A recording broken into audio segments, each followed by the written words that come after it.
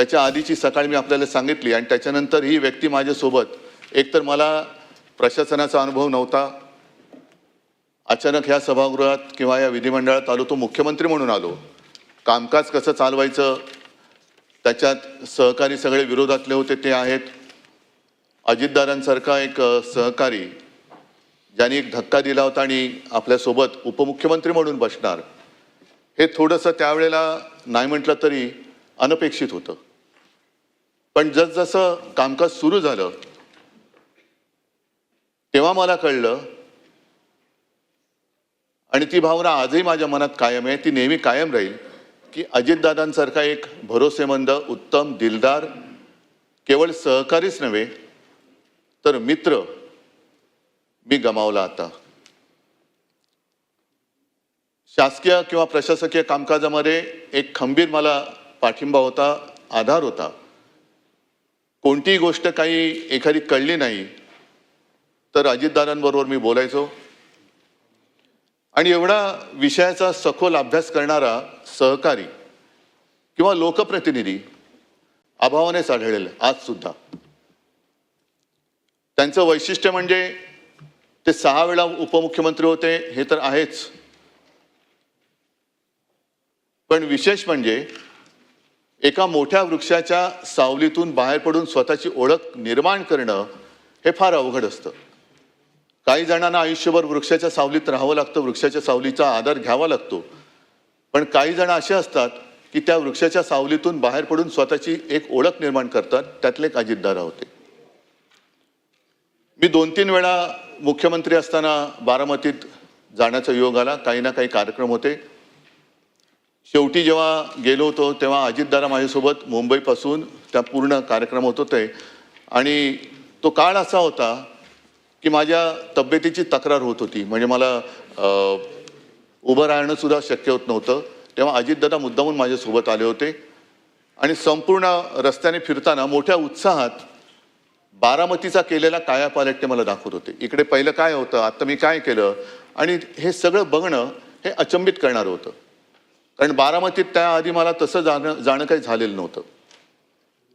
ते सगळे रस्ते असतील, मोठ्या संस्था असतील, मग विद्यालय असतील, अनेक अनेक गोष्टी अजितदादा मला उत्साहाने दाखवत होते की CM साहेब हे एक त्यांचं वैशिष्ट्य, प्रोटोकॉल पाळणं. CM साहेब हे अमुक अमुक इकडे होतं, हे आम्ही असं केलं. आणि तीच बारामती ज्या वेळेला ही दुर्घटना घडली आणि मध्यरात्रीच्या सुमारास मी तिकडे सहकुटुंब गेलो, तेव्हा ती बारामती पोरकी झालेली मला वाटली. निशब्द तर होतीच, मध्यरात्र तर झालेली होतीच, पण त्यावेळेला अशी आनंदाने एक भरलेली बारामती पूर्णपणे पोरकी झालेली मला जाणवली. हे माणसाचं वैशिष्ट्य असतं. अर्थ खातं तर त्यांनी सांभाळलंच, पण जेव्हा लॉकडाऊनमध्ये मंत्रालय बंद होतं आणि जवळपास अर्थचक्र थांबते की काय अशी परिस्थिती होती, त्याही वेळेला या माणसाने कसा काय तो समतोल साधला, कोणती योजना बंद पडू न देता महाराष्ट्राचं अर्थचक्र सुरू ठेवलं. हे फार एक त्याला एक कसब लागतं, कौशल्य लागतं, जे अजितदादांकडे होतं. कर्जमुक्ती तर आम्ही आधी केलीच होती, ती कर्जमुक्ती पार पाडणं गरजेचं होतं. पैशाचे स्रोत सगळे थांबलेले होते, पण तरी देखील कर्जमुक्ती करून दाखवली. शिवभोजन ही गोरगरिबांसाठी जी योजना आम्ही सुरू केली होती, ती 10 रुपयाची थाळी ही 5 रुपयात करणं हे गरजेचं होतं. पैशाची आवक काही नव्हती, पण तरी सुद्धा अजितदादांनी ते करून दाखवलं. अशा अनेक गोष्टी मला सांगता येतील. त्याही काळामध्ये मंत्रालय बंद होतं, पण महाराष्ट्र बंद नव्हता. महाराष्ट्र हा चालू होता. त्याचे सगळे कारभार, उद्योग आणि विकास कामं सुद्धा, अगदी शिवसेना प्रमुखांच्या नावाने जो आपण समृद्धी महामार्ग केलाय तो सुद्धा त्यांनी थांबू दिला नव्हता. अटल सेतूचं काम त्यांनी थांबू दिलं नव्हतं. ते सुद्धा लॉकडाऊनच्या काळात सुरू ठेवणं हे फार मोठं जिकरीचं होतं. हे कसं काय त्यांनी केलं हे सुद्धा एक कसब आहे. आज आपण त्यांची आठवण काढतो, ही आठवण नेहमी आपल्याला येत राहील. पण मगाशी मी माझ्या या भावनात्मक बोलण्याच्या सुरुवातीला जे म्हटलं की माणसं असताना त्यांचं महत्त्व कळत नाही, माणसं गेल्यानंतर कळून उपयोग नसतो. अलीकडच्याच काळामध्ये अजितदादांचं एक वक्तव्य आहे की ज्यांनी त्यांच्यावर 70,000 कोटीचे घोटाळे केले त्यांच्यासोबत ते आज सत्तेत आहेत. हे मी का सांगतोय की एखादी व्यक्ती असते तेव्हा तिला आपण जीव नकोसा करतो, एवढं इतपत त्याला बदनाम करतो की नको तू जीव, आणि मग तोच आपल्यातनं गेल्यानंतर तो अचानक आपलासा वाटायला लागतो. मला असं वाटतं की या निमित्ताने आपण सगळ्याजणांनी एक मर्यादा पाळण्याची गरज आहे. कोणाला किती बदनाम करायचं, आयुष्यातून खरंच किती उठवायचं, तोही माणूसच आहे. अजितदादांचं एक वैशिष्ट्य म्हणजे त्यांनी ते कधी खचून नाही गेले. एखादा दुसरा माणूस असता तर तो खचून गेला असता. दुर्दैवाने अपघातात त्यांचं निधन झालं. एखादा खचलेल्या मनाचा असता तर त्यांनी खरोखर जीव दिला असता. हे राजकारण किंवा ही संस्कृती आपल्या महाराष्ट्राची नाहीये. ठीक आहे, एखादा माणूस चुकतो, पण तो चुकल्यानंतर खरंच तो चुकलाय का ह्याची सुद्धा एक खातरजमा करण्याची गरज असते. त्यांनी कधी त्याच्याबद्दल माझ्याकडे देखील कधी असं हे नाही केलं की आता काय करायचं, एवढं सगळं माझ्यावरती आरोप, पण नाही, त्यांनी त्या सगळ्या आरोपांना आपल्या कामातून उत्तर दिलं. आणि त्या कामातून उत्तर असं दिलं की तेव्हा तत्कालीन आमचे जे सहकारी होते, ज्यांनी आरोप केले होते, त्यांनी सुद्धा त्यांना सहकारी म्हणून स्वीकारलं आणि आम्ही सुद्धा त्यांना सहकारी म्हणून स्वीकारलं. आणि म्हणूनच आज या सभागृहातला एकही व्यक्ती असं नाही की ज्यांनी दादांच्या कामाचा जवळून अनुभव घेतलेला नाहीये.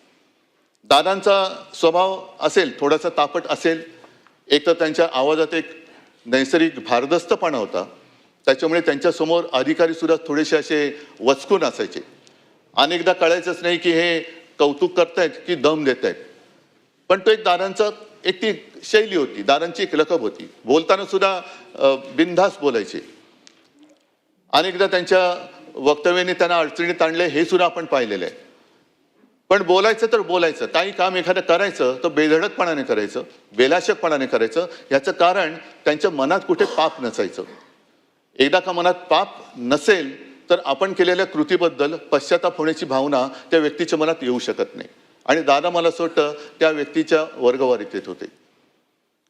एकतर त्यांनी, मी तुम्हाला सांगितलं की अत्यंत अडचणीच्या वेळेला महाराष्ट्राचं अर्थखातं सांभाळलं. एक मला कशाचाही अनुभव नसताना माझ्या मंत्रिमंडळात एक उत्तम भरोसेमंद सहकारी म्हणून त्यांनी काम केलं. वेळ म्हणजे कदाचित घड्याळ आणि वेळ म्हणूनच त्यांची ती निशाणी होती की काय कळत नाही. कारण दादा 11 वाजता येणार म्हणजे 11 वाजता बरोबर त्यांची गाडी दारात उभी असलीच पाहिजे. बरं, आल्यानंतर विषय घेऊन यायचे. ते विषय झाल्यानंतर फापट पसारा जास्त न करता काम झालं का बरं सीएम साहेब मी निघतो. मंत्रिमंडळात सुद्धा मी प्रत्येक वेळेला बघितलेलं आहे, कागदं असतात पसरलेली, पण दादांच्या समोरचं टेबल हे व्यवस्थित सगळ्या गोष्टी काटकोनात असायच्या. त्यांचं पेन असेल, त्यांचे कागद असतील, हे काटकोनात असायचे. आणि हे मी का सांगतोय आवर्जून, कारण ही सवय शिवसेना प्रमुखांना सुद्धा होती. आणि त्यांच्याबद्दल म्हणजे शिवसेना प्रमुखांबद्दल प्रमोद नवलकर जे बोलले होते ते मला या निमित्ताने आठवते की माणूस कसा शिस्तीचा असतो. तर म्हणजे तुम्हाला असं वाटेल की विषय काय आणि हे बोलतायत काय, पण काटकोनामध्ये सगळ्या गोष्टी असणं, सगळ्या गोष्टी स्वच्छ पाहिजे. एखादी गोष्ट जरा तिरकी-तारपी असली का ते व्यवस्थित लावली गेली पाहिजे. ही एकदा शिस्त लागली का मग कारभार सुद्धा त्या शिस्तीने केला जातो. आपण जर का सगळं काही पसरलेलं आहे, मग कुठला कागद कुठे गेलेला आहे, कशाचा कशाला पायपोस कोणामध्ये नाही, तर कामकाज सुद्धा तसं होऊ शकत नाही. आज आपण सगळेच जण एका अशा दुःखात आहोत की सगळ्यांनाच असं वाटतंय की आपल्या जवळचं कोणतरी गेलेलं आहे. ही भावना फार थोड्या व्यक्तींच्या बद्दल आपल्या सगळ्यांच्या मनात निर्माण होते. मी तर माझा एक चांगला मित्र गमावला हे तर माझं दुःख आहेच, पण त्याचबरोबरीने महाराष्ट्राने एक उमदं नेतृत्व गमावलंय हे महाराष्ट्राचं फार मोठं नुकसान आहे. आणि असं का होतं कोणास ठाऊक. गेल्या काही वर्षांमध्ये ज्यांच्याकडनं काही अपेक्षा महाराष्ट्राने केल्या होत्या, मग ते प्रमोद महाजन असतील, गोपीनाथ मुंडे असतील, अगदी RR आबा असतील आणि आता अजितदादा असतील, की काही करण्याच्या एका पातळीपर्यंत ते जातात काय, महाराष्ट्र त्यांच्याकडनं अपेक्षा करतो काय आणि अचानक ते आपल्यातून निघून जातात काय. हे दुर्दैव आहे. हे महाराष्ट्राचं दुर्दैव आहे.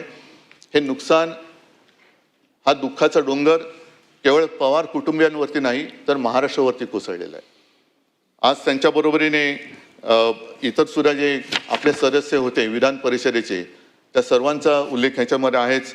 स्वरूप सिंग नाईक आहेत, अशोक मोडक सर, त्याच्यानंतर गंगाधर पटणे, नीला देसाई तर आमच्या पक्षाच्या सदस्य होत्या.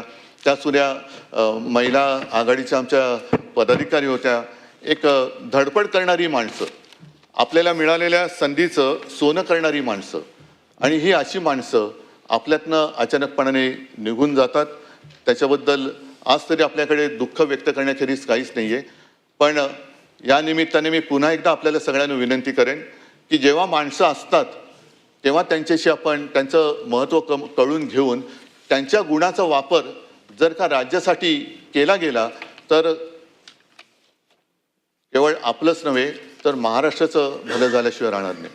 असो, आज मला तरी असं कधी वाटलं नव्हतं की अजितदादांबद्दल असा प्रस्ताव येईल आणि त्याच्यावरती आपल्याला बोलावं लागेल हे मनात कधीच आलेलं नव्हतं. अचानकपणाने ही वेळ आपल्यावरती ओढवलेली आहे. मी अत्यंत भारावलेल्या आणि जड अंतःकरणाने अजितदादांना श्रद्धांजली हा शब्द मला वापरावा लागतोय, ह्याचं खूप मनामध्ये दुःख आहे. कारण अशी माणसं ही पुन्हा पुन्हा होत नाहीत, असे मित्र असे सहकारी हे पुन्हा पुन्हा मिळत नाहीत. मी या सर्वांना माझ्यातर्फे, माझ्या कुटुंबियांतर्फे आणि माझ्या पक्षातर्फे भावपूर्ण श्रद्धांजली वाहतो. आणि पुढचं वाक्य खरंच बोलणं फार अवघड आहे, पण त्यांच्या आत्म्यास शांती लाभो हीच माझी प्रार्थना.